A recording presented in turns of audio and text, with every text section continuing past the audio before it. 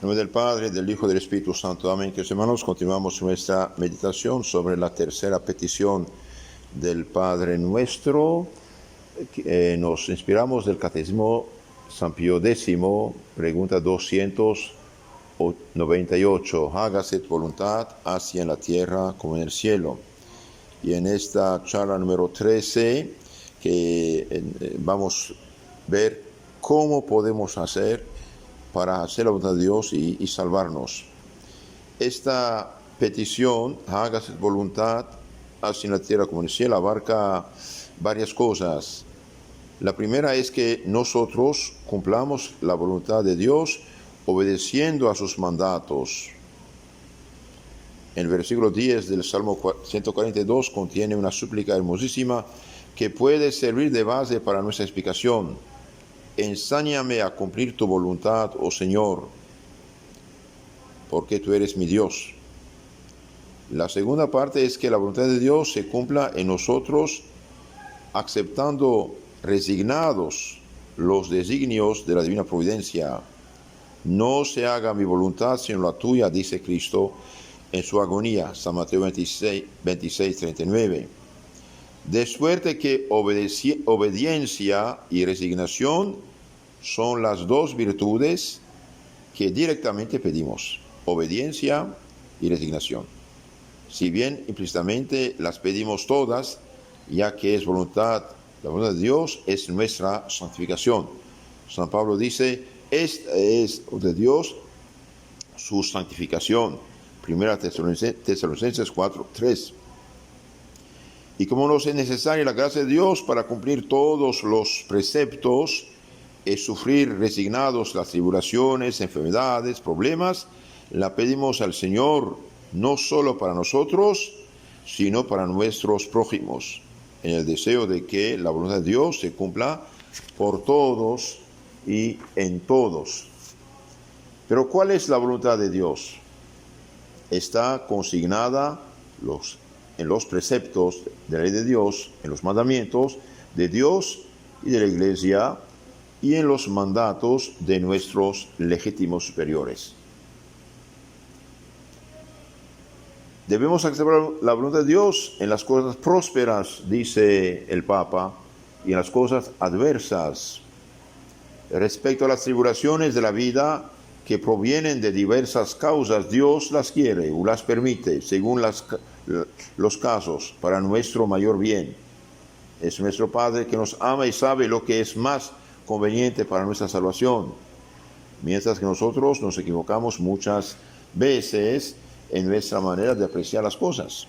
Por eso pedimos que se haga la voluntad de Dios y no la nuestra. Nosotros podemos equivocarnos. Una persona enferma, bien, puede salvarse siendo enferma.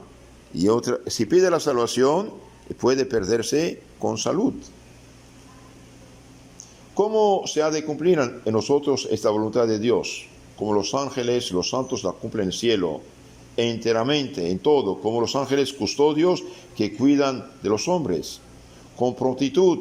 Y eso significa las alas de los ángeles, la cumplen con prontitud, con alegría, como lo da a entender el rostro placentero y hermoso de los ángeles, y con amor y caridad, dice Santa Teresa, y de ese amor nace la alegría y prontitud, la perfección con que ejecutan las órdenes del Altísimo. Bendecid al Señor todos sus ángeles, que ejecutáis sus órdenes, prontos a obedecer sus mandatos, dice el Salmo 102:20. Entonces, queridos hermanos, cuando cumplimos nuestros deberes enteramente, con prontitud, con alegría, con amor y caridad, cumplimos la voluntad de Dios. Cuando cumplimos, sea lo que tenemos que cumplir, con enojo, con mala cara, con protesta interior, no cumplimos la voluntad de Dios. Veamos unas anécdotas interesantes. En la Sagrada Escritura tenemos varios ejemplos, como el ejemplo de Job, por ejemplo, enfermo, menospreciado, criticado, y bien Job aguanta, soporta lo que pasa, ofrece el Señor. Tobías queda ciego, se acepta también la voluntad de Dios. La Virgen Santísima San José tiene que huir delante Herodes hasta Egipto, aceptan la voluntad de Dios.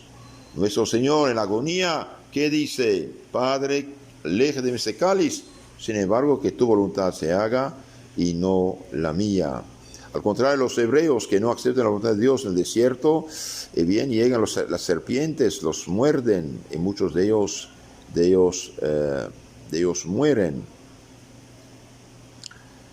Recordemos sobre todo que nuestro Señor Jesucristo decía: he bajado del cielo no para hacer mi voluntad, sino la voluntad de aquel que me ha enviado. San Juan 6:38.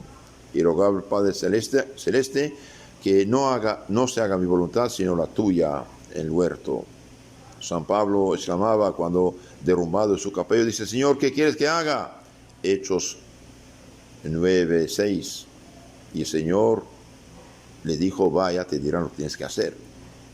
Hay gente a veces que busca saber todo, paciencia. San Remigio, arzobispo de Reims, supo por divina revelación que había de venir una grande hambre en toda Francia, y como otro José, juntó mucho trigo en una alquería para proveer aquella necesidad.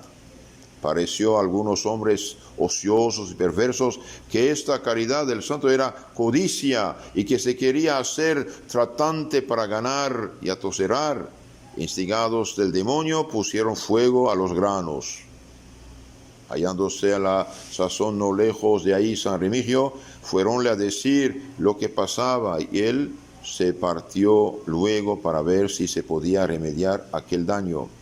Cuando llegó, ya el fuego estaba apoderado de todo, y él con gran paz se llegó al fuego y se comenzó a calentar, sin mostrar en su rostro enojo ni alguna ira. Entonces el santo, por revelación divina, junta el trigo para el tiempo de hambre. Unos envidiosos, instigados por el demonio, van a quemar el trigo, y el santo dice: Señor, que tu voluntad se haga, y se calienta las manos delante del fuego. Es decir, que la voluntad de Dios se haga. ¿Qué hacemos? Quizás esta gente no merecía comer durante el periodo de hambre. Hallándose de casa, el barón de Chantal fue herido por accidente por uno de sus amigos. Murió. Su esposa Santa Juana Francisca de Chantal no pudo menos de exclamar: ¡ay, qué imprudencia! Juana, le dijo su marido, estrechando sus manos: mi querida Juana, este arcabuzazo dio aún 9 días al herido para disponerse a la muerte. Llegado el momento fatal, y luego que nuestra santa y sus hijos recibieron la bendición del moribundo, exclamó Juana Francisca: Dios mío, que vuestra voluntad adorable se cumpla enteramente en mí. Y el esposo murió, ella siendo una jovencita, madre de familia. Llevó la residencia cristiana a tal punto que se hizo madrina del hijo del hombre que le había matado a su esposo. Y por estos actos heroicos llegó más tarde viuda a religiosa y fue fundadora con San Francisco de Sales de la Congregación de la Visitación de la Virgen María. Otro santo, San Clemente María Hofbauer, después de haber recibido los últimos sacramentos, consolaba a sus hijos espirituales diciendo: sea lo que Dios quiera, cuando y como quiera, y murió santo. Dios hace las cosas, dice San Pablo, para el bien de los que aman a Dios. Lo que da valor a nuestra voluntad es juntarla con la de Dios.